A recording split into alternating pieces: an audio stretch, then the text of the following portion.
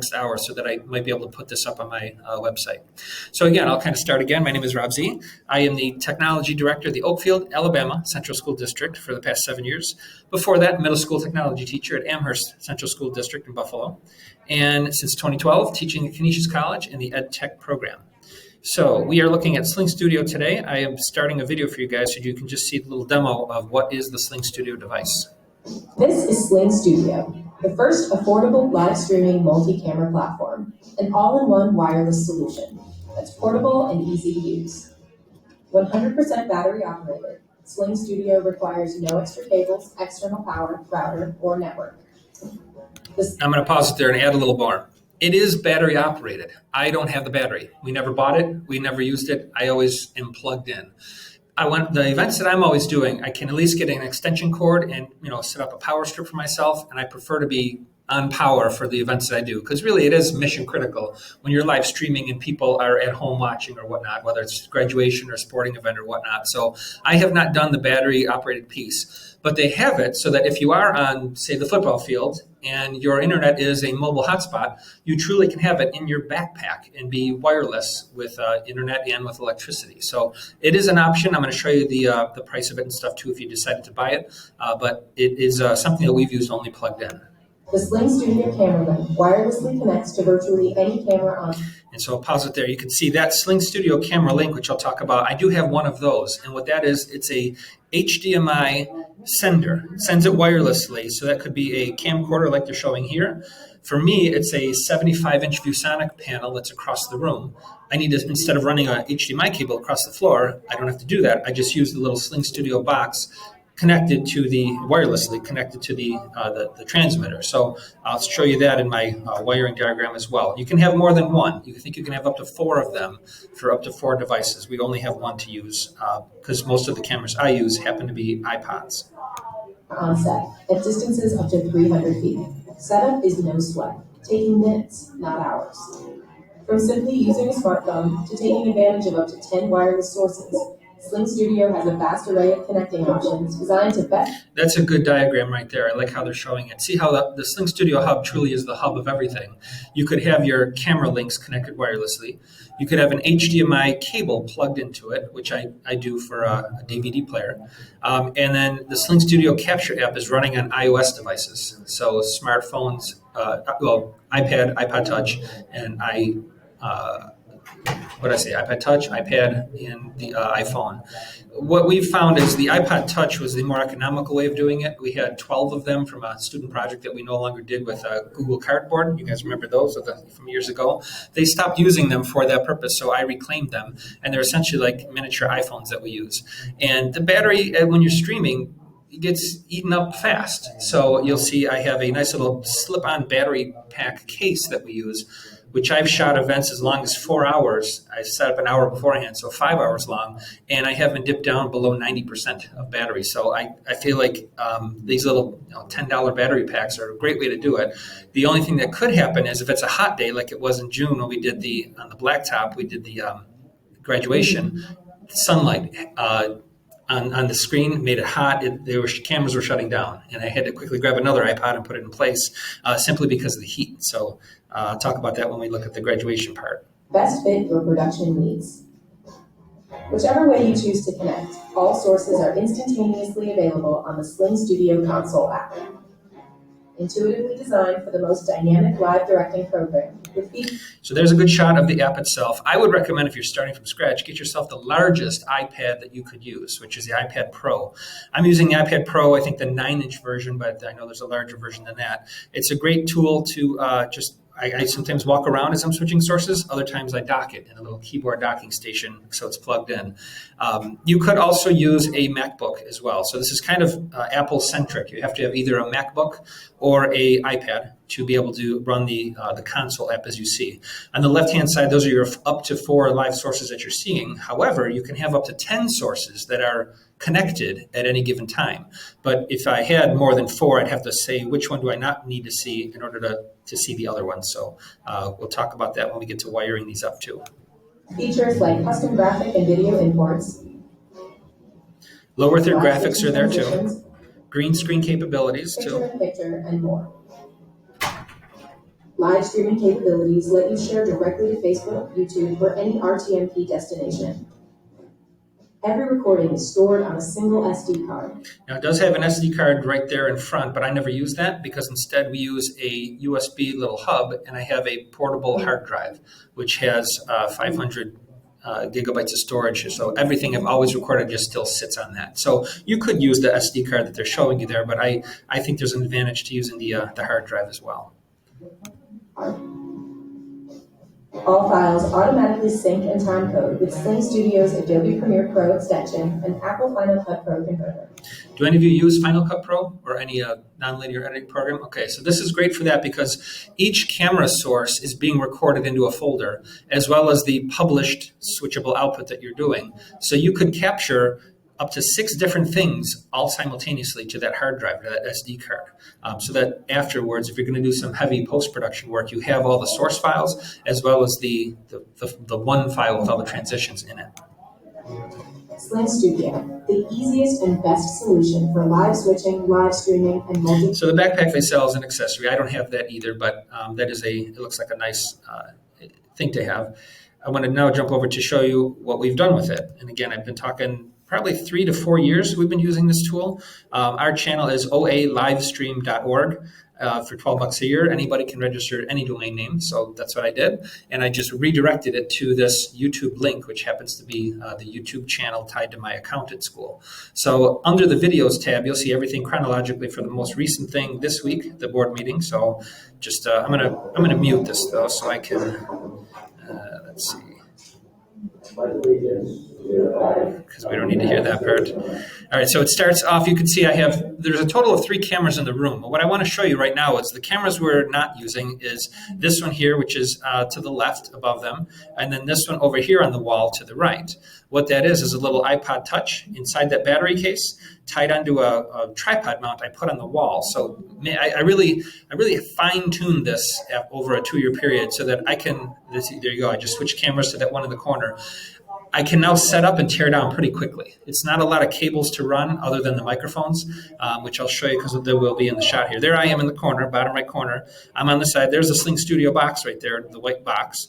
I have the mixer right next to me, and I have the iPad in front of me, and I'm wearing headphones so that I'm listening live to what everybody is saying.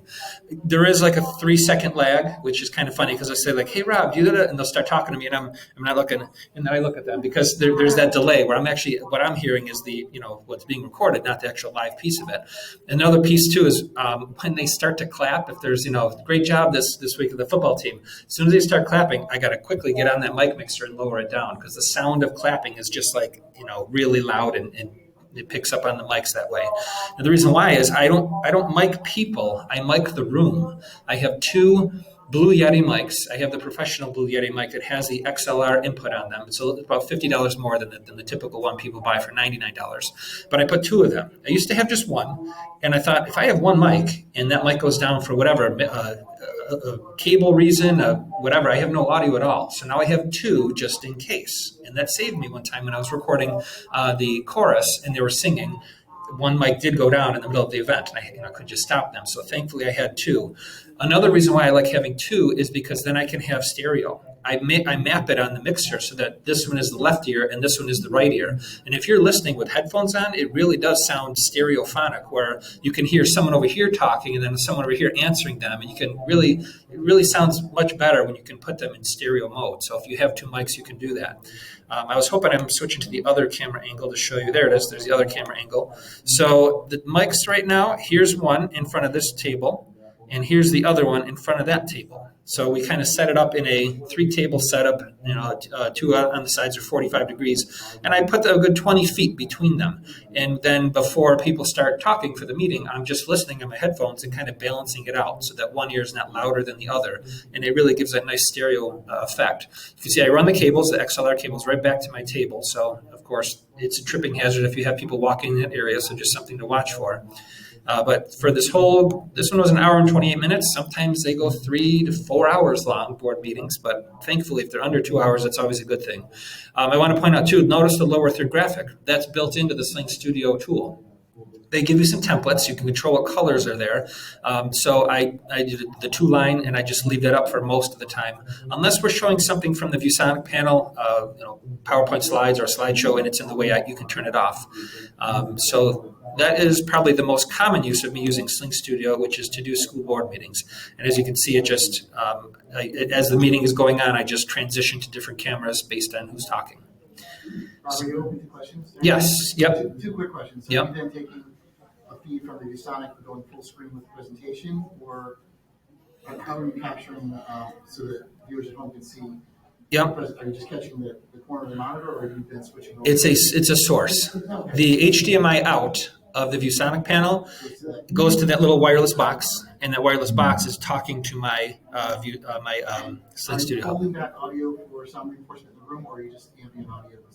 It is ambient audio only, yes. It's a room that's a little bit bigger than this, and having them, one here and 20 feet away there, helps me to mic the whole room. So if someone over here is talking or someone up there, it's a 360-degree mic. It's a very high-quality mic, a Blue Yeti, and it does a decent job. I can always boost up a little bit if I need to. If someone farther away is talking, I just remember bring it back down again because the next person close to the mic is going to be really loud. So you're just using a traditional audio mixer to bring this. Correct. So you could go out to an assistive listening system. You could. If you had to. Yep, really any professional level or consumer grade mics that you're using. I have some Sennheisers that I like now that are wireless, plug-in XLR style, kind of similar to this, which I'll show you a little bit later, that uses 2.4 gigahertz wireless signal, so it's affordable and much lower power too. So that was board meetings. Besides board meetings, here is a good example of the Veterans Day tribute that we did. This is the edited version that the music teacher did. So I was there again with 3 cameras I had set up. So I had a left camera. This was I know what I did. I had an iPad on the left and iPad on the right. So those are just stationary the whole time. Then I, doing triple duty here, was on with a real camcorder so I could zoom and pan, and I was manning that camera, and I would switch to that camera. So let's see if I can find a moment where I'm panning across, or probably you just got to find the right moment. But yeah, there you go like that. So there is movement because I was manning the camera right next to me, next to my iPad, where I was able to switch sources. So if you can imagine, that was kind of tricky because I was like, okay, switch to that source, I pan across the camera at the end of the pan, now switch to the next source. And then I would move my camera, I'd zoom in real close, I'd switch to that close shot for a couple seconds. Then I'd switch away to an iPad, move my camera. So I was really that one-man operation doing this here, and you can see it. It makes it look like a multiple camera shoot with multiple camera people when there really wasn't. So that is a example of a music performance. You mixed the video there, or you edited that? No editing. When I'm done with the event, I'm done. It's already on YouTube. People may have been watching it live, or I post it. You got a mixer right there. I have an audio mixer for the microphones. My video is the SlingStudio app that I'm using to touch. I'm tapping camera 1, camera 2, camera. Yeah, so you're doing it as you go. So in the end, you have an MP4 video file that you can upload to YouTube or put on Google Drive. So I don't do any post-production work at all, which is really nice from how it used to be, where I do a lot of hours and hours upon doing that after the fact. What do you use YouTube for the streaming portion? We do, yes. I've not gone to Facebook yet, but Facebook is an option, but YouTube is the most common. Okay, gotcha. Yeah. And like, say if you want to put title stuff, does the app allow you to do that? Basic stuff like you can see here, a lower third graphic, yes. You can build a couple of graphics kind of before the event starts so that you can pull them in.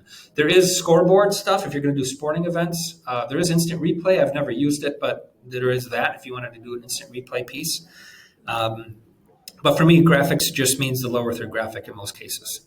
So this is a good event. This was our high school graduation this past year in June. The one before that was the one out on the blacktop parking lot. So this year they did it out in the kids sat in the stands. 2 podiums were set up, so I had 2 wireless mics there for that. I'm up here in the press box behind the kids with the SlingStudio hub.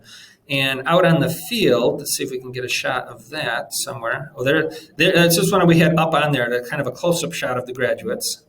I had one person walking around with a mobile camera too. This one was the one far back that was stationary, so you could get a wide shot. I may have had 5 cameras here because I was trying to find the best angle. This is before the event started. So all the cameras wirelessly submit their feed? They're all wireless, yes. Because really the SlingStudio Hub, that white box, that is an access point. That creates its own Wi-Fi network. So all of your devices, your phones or iPod touches or whatnot, you install a SlingStudio Capture app on there. And then that app, when you launch it, it says, now go into your settings and join the Wi-Fi of that white hotspot. No interference from any other? There can be interference, and this one had interference because all that metal. There was a lot of metal there, and there were times where if I was more than, say, 150 feet away, it would chop. The video would not be smooth, so we'd have to adjust the camera differently.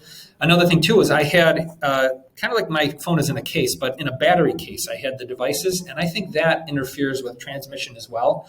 So a better way to do it is have the phone be, if I can say, naked, so there's no case on it at all, but you have a battery pack with a cable attached to it, which I tape on the tripod leg. So I made it that way so the device itself, the Apple device, had no interference on it, and that seemed to help a little bit too. I'm also finding that newer iPads work better than the older iPod Touch, just in terms of whatever Wi-Fi connectivity is inside of that. But probably the most ideal would be an iPhone, but I don't have any iPhones that don't currently belong to somebody. So if you bought an iPhone but didn't use it as an iPhone, I guess you could do that. Or if you had people donate older iPhones, that could be an option. But the iPad seems to be a good tool. It's just not as small and compact. User interface seems to be relatively simple. It is. I have had some students use it with me. I'm mostly the one-man show showing up to do these events, but the students I've had to help me, they can sit there and they can man it. If I need to go and adjust a microphone or go do something else, I can have them switch at the appropriate time. Because really, once it's all set up, it's just a matter of tapping on the 1, 2, 3, 4 image to switch to that source.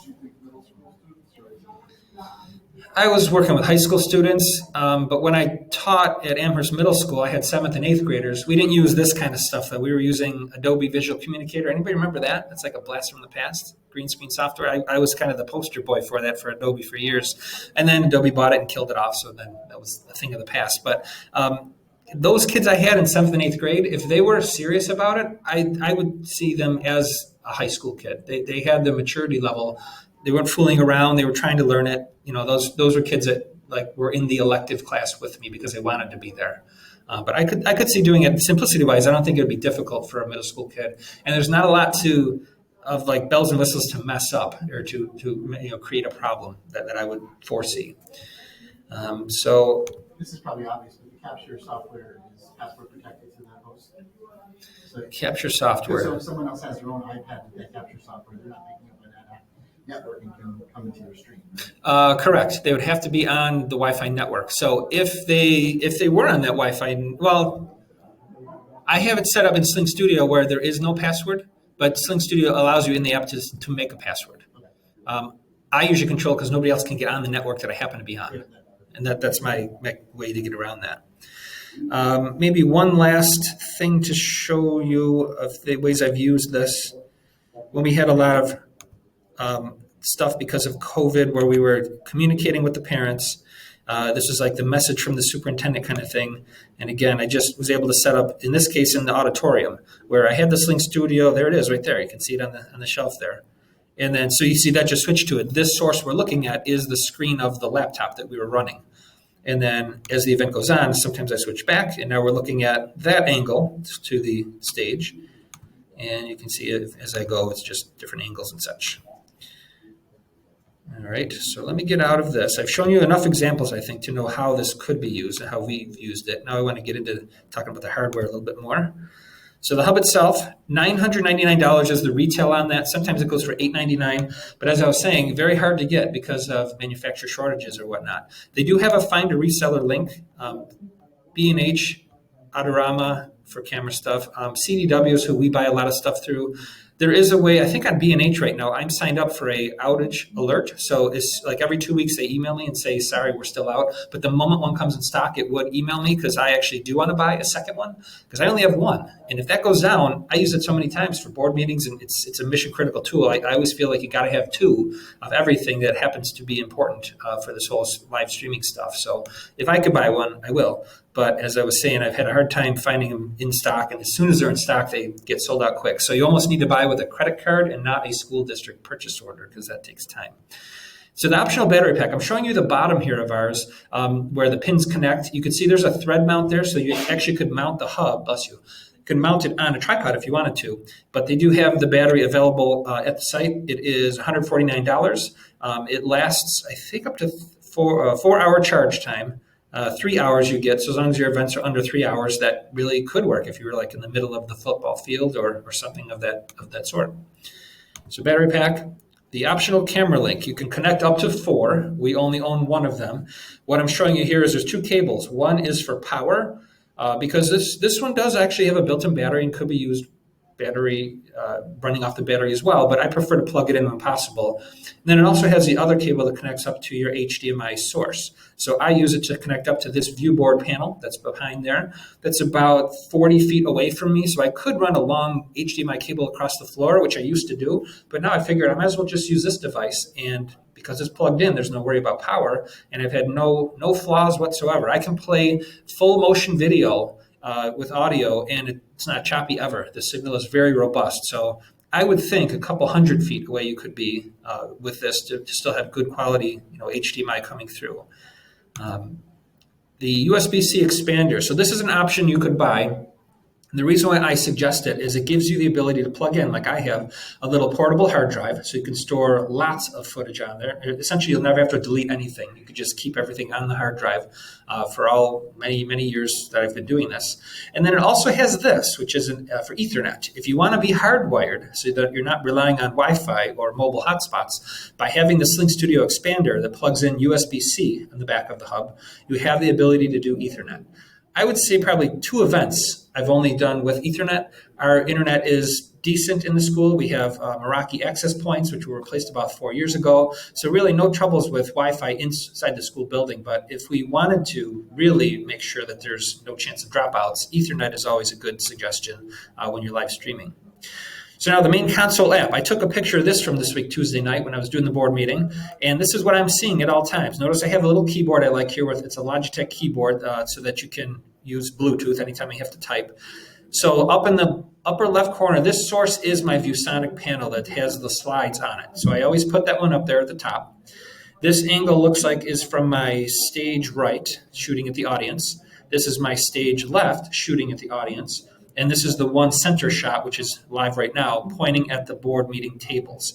I have it mounted on the wall, which I think I have a picture coming up to show you again. You saw the ones mounted on the wall for the audience there and there. We get a time code, which is important because one time I was doing for the band, I was recording, and thankfully I caught this like 2 minutes in. I was like, uh-oh, I forgot to hit the record button. I hit the stream button because over here you have record to the hard drive and you have go live to YouTube. I hit the go live to YouTube and I was like, okay, good, where everybody home can watch it. Then I realized, I forgot to hit record. So I had to ask them to stop. I went back and hit record and then we started over. But I like the fact that it displays it here. So at any time you can look at that and be reassured that you are recording to the hard drive. This happened on Tuesday night too, and I don't know what happened, but the console app we're looking at closed. And all of a sudden I thought, this was like an hour in. I was like, oh, did I lose it? I launched the app back up again, and a message said, while you were gone, we were still recording. And thankfully, everything was still going. So whatever happened there, I don't know. A cable was not hit. I'm plugged into power, so it wasn't a power issue. But for some reason, the app just closed itself. Maybe it was a swipe of my finger on the screen the wrong way. But the good thing is that they make it pretty hard to say, oops, I just stopped the whole recording. In fact, at the end, when I hit stop recording, you have to stop and then, yes, I agree, yes, I do, yes, I do. So there's multiple steps you take to make sure you truly want to stop the stream and stop the recording. The lower third graphic, I just pull on and off as needed. The audio sources here, you can see really the only one I care about is the audio line input. That's coming from this mic mixer back there. That mic mixer has sliders, so I can control mics 1 and 2 and sometimes more mics.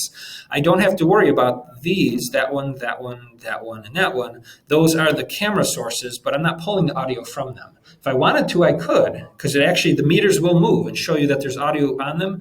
But the quality of a built-in microphone on one of these iOS devices really is not that good. It'll work in a pinch, but it's not, if you're recording the band or the chorus, you're going to notice it's very poor quality audio. So you want those more professional mics. Yes. So what are you inputting into the Sling? Yes, I will. Yeah, I'll explain that. So all the mics hook up like they normally would to the mixer. The mixer out of the back of it has 1/4 inch, a left and a right 1/4 inch cable, which on the other end is a 3.5 millimeter, like the one I'm plugged in right here to my laptop. This plugs right back in to the white SlingStudio box. It's just one input that says line input. It's a line level input. So in the beginning when I started, because again, we start low budget, we didn't have that. We just used the mics built in on these things.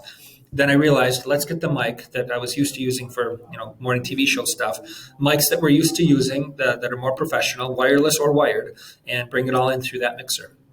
And I have a nice case for that mixer. I think I showed it earlier. I can take it to wherever I go. I happen to have a 4-channel mic mixer. I used to use a 2-channel mic mixer for $99 or $79. Behringer is the models that I tend to, the brand I like to go with. But really, any mic mixer you have in the past doesn't have to have USB or anything digital or fancy that the newer ones have. So now let's talk about some camera options. We've been saying it all along. You could have the traditional camcorder, anything from the really $199, $149 and up, to a 3-chip camera. I had a nice one that was about $1,500. If you have a digital SLR camera that has video output, that's fair game too. Just be aware those get hot and they sometimes turn off after 30 minutes because of how they're built. They're not built like a camcorder, so that's something to be considerate of. And then iOS devices, the iPod, the iPad, or the iPhone. And of course, the newer that device is, the better image quality, especially multiple lenses. And the mics, there tend to be multiple mics on the newer ones as well. So those are your camera options. What I use, here's some shots of the iPod Touch. Forget what generation it is, but it was not even the newest generation, probably bought 5 or 6 years ago. It fits inside of this battery case. You can see it has the lightning connector inside of it. So I press the little button there and it has, I think around 5,000 milliamp hours, which lasts me the whole evening without it even dipping ever below 90%, even 95%. And so that's a shot of the front side of what it looks like, but the back side, there's the lens on the corner. That's the, of course, shooting at the audience, which I'll show in a moment here. To hold that, I like to have mounted either on a traditional tripod, floor mounted, or like you saw me hanging them on the wall, it just uses the same 1/4-20 thread. And this on Amazon for $15. I think it is a 2-pack even too, maybe. So it is a spring adjustable. It clamps it down, and it's an easy way to just clamp your device down, your smaller device. I didn't want to go back there yet. Oh, that's right. This is not a live web page. I'm trying to click on those. Those are just showing you how it's held. This is my image. It shows how it's held. So I bought this. This was for home security camera kits. It wasn't really for a tripod mount, but if you just go on Amazon and you look for home security camera mounts, that is a 4-piece articulating arm. So I can go in any angle that I need to. So I basically have it hanging downwards because it's pretty heavy. And then I put a ball joint mount on here too. So really I can go in any direction that way and then tighten it down. And there's that lens shooting out towards, in this case, the audience. The microphone is right next to it, but we don't care about the mic because we don't use that. Something kind of fancy you can do, this when it was available was $49.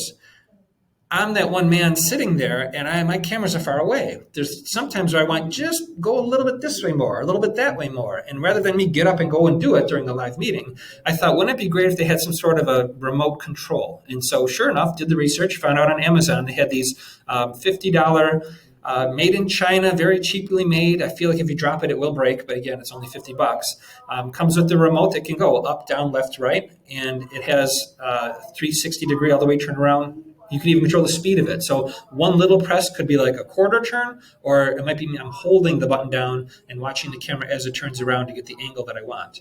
I did this probably from about further than we are here, probably double the distance back where I had cameras and I just had to grab the right remote and move that one a little bit. And I'm watching it. Yep, good. I got that one. I pick that one up, move that. So it was kind of neat to have that ability while you're seated in your one spot to still have control over that. You can have them sit right on a table, or there's a 1/4-20 mount underneath. You can mount it on a tripod. So that was a neat little thing. I have brackets like this example here to do a floor tripod stand. In this case, for $32, you get the bracket and the whole tripod as well. So I think that's a pretty good deal. Because there's 4 different segments there, it can go up, I think, almost 7 or 8 feet tall. I don't know if they show it on here or not, and then of course it holds it in place. You might need to adjust, the tilt on it a little bit. That's why I like putting those ball mounts on there, so that if you are on a slight, like the auditorium floor is sloped downwards. So sometimes I find I have to like put the tripod sideways to get it to work. But using something like that to hold your iPads is a good tool.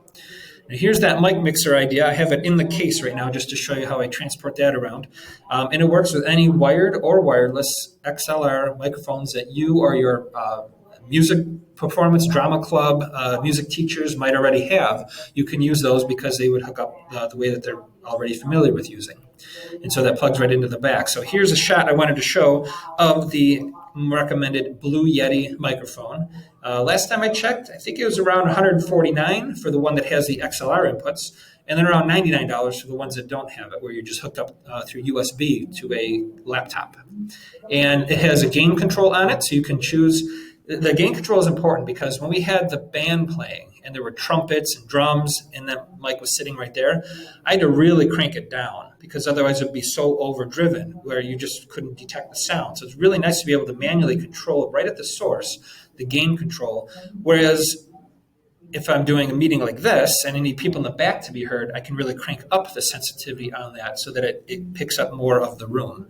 And there in red, I'm showing as the positioning. I put those two mics to essentially mic the room. Now, of course, in a board meeting, the 9 members up front, they're the most important group to be talking, so I put the mics there. But a lot of times, audience members will talk or visitors will come off to the side of the room and talk. I can still pick those people up by sometimes adjusting the level a little bit. Was there a hand up that I saw or no?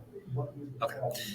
All right. And the Sennheiser mic set that I like is, this one is, it's $365, but you get everything that you see here. So you might not even need the microphone if you already have handheld mics, but this is the key piece right here, the transmitter and the receiver. One of them has the female prongs, or male prongs, the other one has the female side. So let's see, the side that has the female side, which I think is the shorter one here, that plugs into the bottom of the mic. Either the mic you buy in this kit or the mic you already have. Then the other end of that plugs into the mic mixer. And all you simply do, and this is where I think middle school kids definitely could handle this, you just press and hold the power button until it turns green on both sides. They're going to flash yellow as they're sensing each other, and then they stay solid green.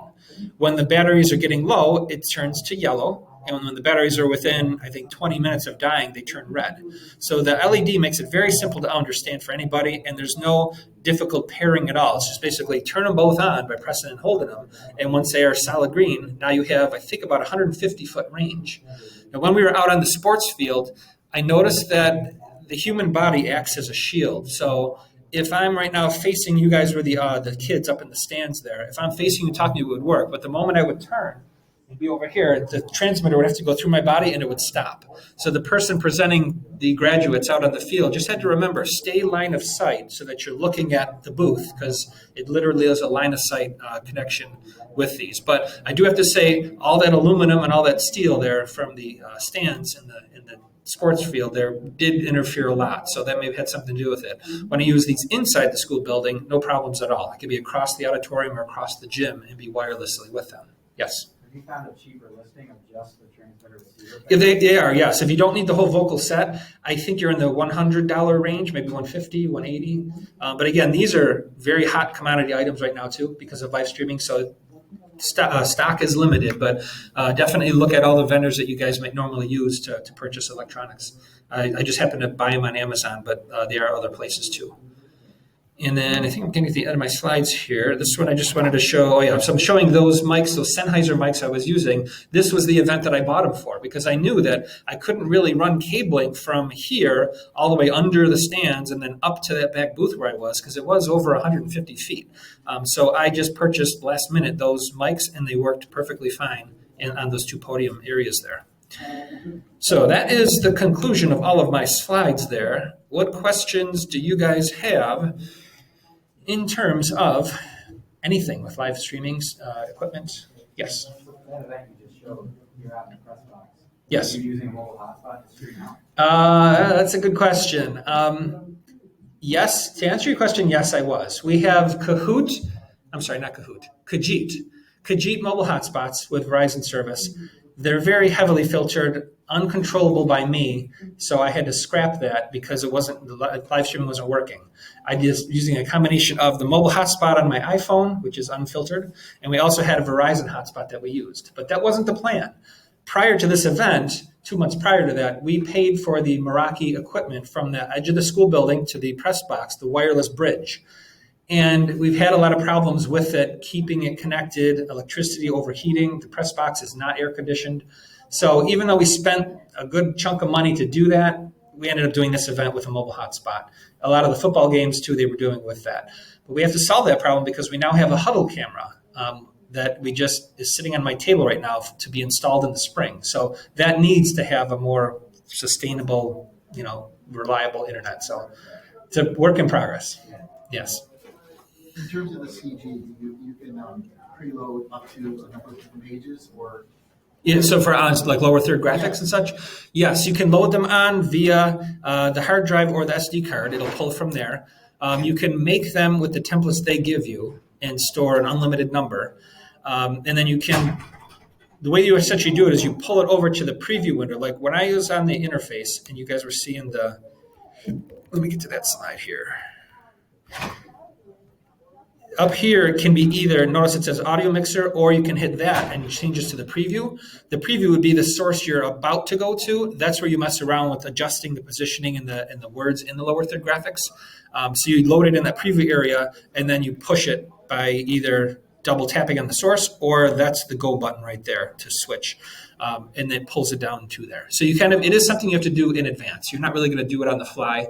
There's been times where I started a board meeting and I was like, oops, I forgot the lower third. And I did quickly grab it while we were streaming, and that works. But most of the time you're doing that in advance. And you can bring in, they give you resolutions and such, because if you have your own logo or your own graphics you want to pull in, you can make them in another program, have an alpha channel in them. So they're going to be PNGs. And you can have it be like a bug in the corner or a scoreboard or something like that.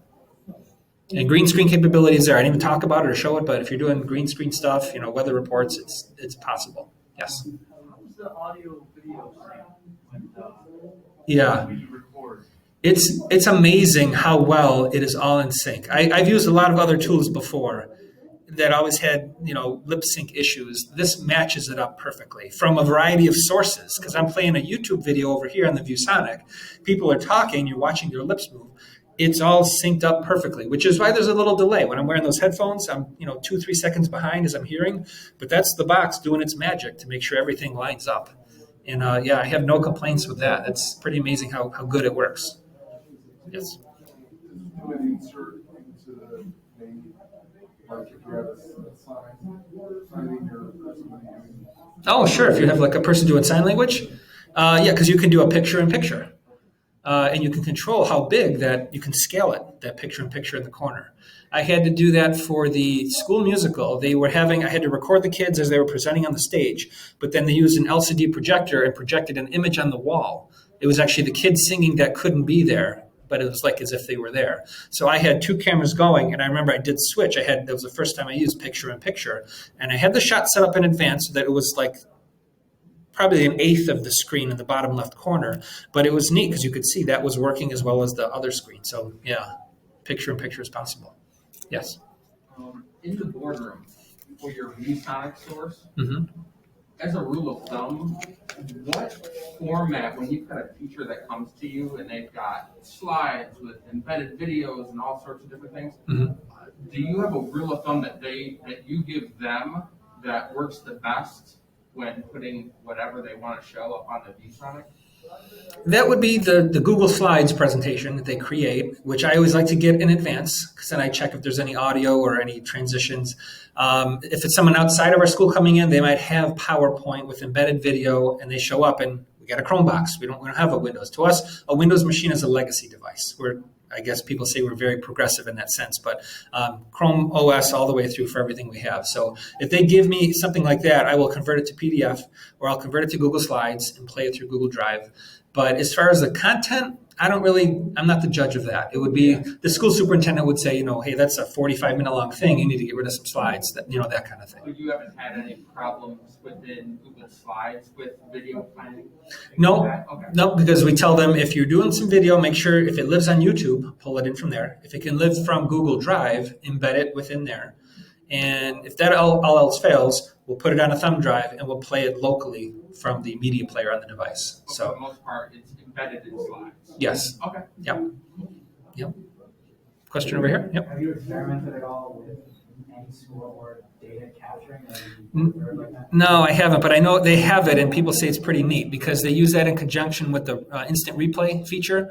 And the scoreboard has it's very basic, left side, right side, and you have numeric controls to increase the point values and stuff. So it's in there. And I'm sure if you jumped on the SlingStudio website, you could probably get to their support files where they show how to use that. There's a lot of video tutorials on the site that sold me before I got onto this, because I've used other tools before that really didn't involve a hub. It just involved your own Wi-Fi. And I found when it's involving your own Wi-Fi, it's not as reliable. But when the SlingStudio is making the Wi-Fi, it's more robust. It's its own access point, which is why it's $1,000 as compared to just using, your school Wi-Fi. Other questions? Yes. That was going to be my question.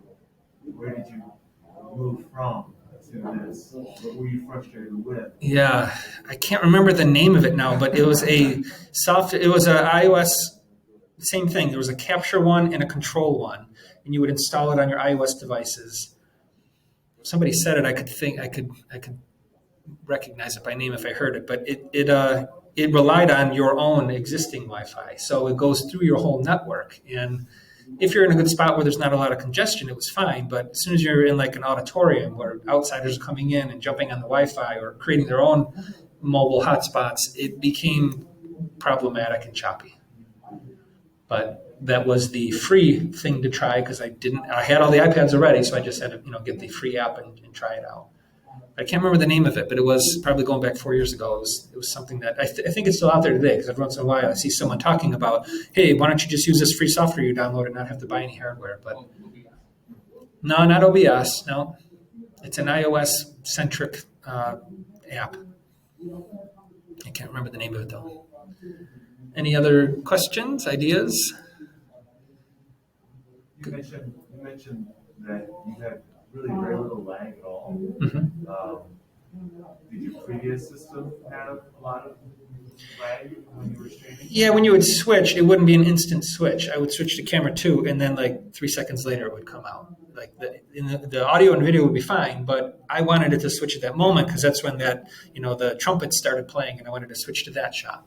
So there was just latency involved with that, because really it was me commanding another device to do something through the network, not through the SlingStudio that makes its own network where nobody else is on it. And I do recommend, too, between the 2.4 gigahertz and 5 gigahertz to connect up to a 2.4. Somehow your SlingStudio hotspot or your SlingStudio hub connecting to your school's Wi-Fi, that does matter, because when you're doing live streaming, I guess without getting too technical, it's more, the 2.4 goes farther, even though the 5 is more robust. Something to do with the wavelengths, and then they said if you have the choice to do either 2.4 or 5, go with the 2.4. Are all the HDMI ports full size? On the back of the SlingStudio, no, it is no, let me think. I have a cable that I have full size on one end and smaller on the other. Oh, the smaller end is for the camcorder. Yeah, so the camcorder has a smaller HDMI, but on the back of the SlingStudio hub, that is a full size. And I didn't talk about this, but the SlingStudio hub has an HDMI in and an HDMI out. So the HDMI out could be connected to a projector or a large screen TV. So people, besides just me looking at the console, they could be seeing the produced version as well. I did do that we had the board meetings in the cafeteria. I had it so that what they were seeing up on this screen was the produced version of what I was making and streaming at the time. You have control of what goes out. Yes, you do.